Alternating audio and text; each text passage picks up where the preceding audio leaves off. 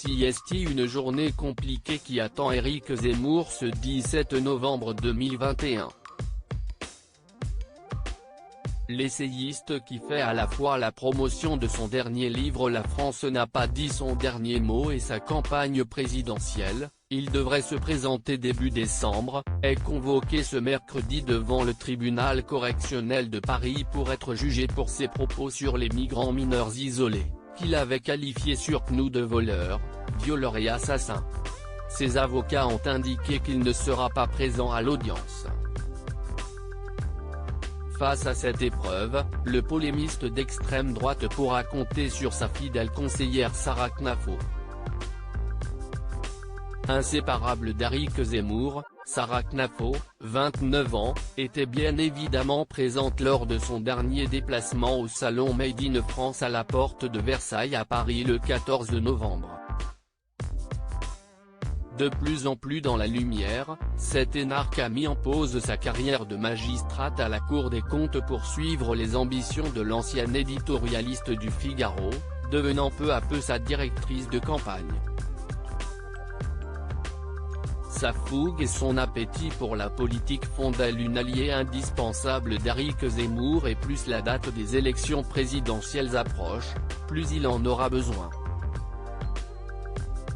Influente, celle qu'il aurait rencontré cette amie de la famille dans son enfance est aussi un soutien controversé qui n'hésite pas à écrire sa légende elle-même, d'après les différentes enquêtes parues ces dernières semaines dans les médias.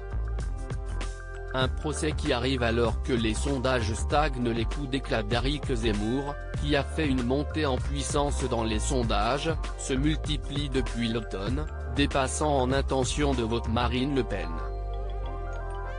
Cependant, il stagne désormais.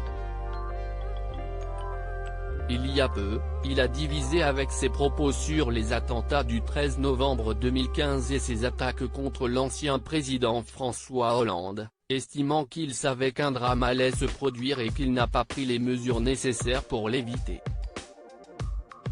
Un clash qu'il a fait alors qu'il se trouvait en face du Bataclan, lors du triste anniversaire de la tragédie. Ce 17 novembre, le presque candidat à la présidentielle est cité à comparaître par le parquet pour complicité de provocation à la haine raciale et d'injure raciale, pour des propos tenus sur CNews le 29 septembre 2020. Lors d'un débat de l'émission Face à l'info sur les mineurs isolés après un attentat devant les ex-locaux de Charlie Hebdo, le chroniqueur avait déclaré « Ils n'ont rien à faire ici, ils sont voleurs, ils sont assassins, ils sont violeurs, si est tout ce qu'ils sont, il faut les renvoyer et il ne faut même pas qu'ils viennent ». À l'origine, le procès devait se tenir en septembre, mais face à la grande quantité de parties civiles, de dernière minute pour certaines, il a dû être reporté et sera plus long que prévu, indiquait Le Parisien.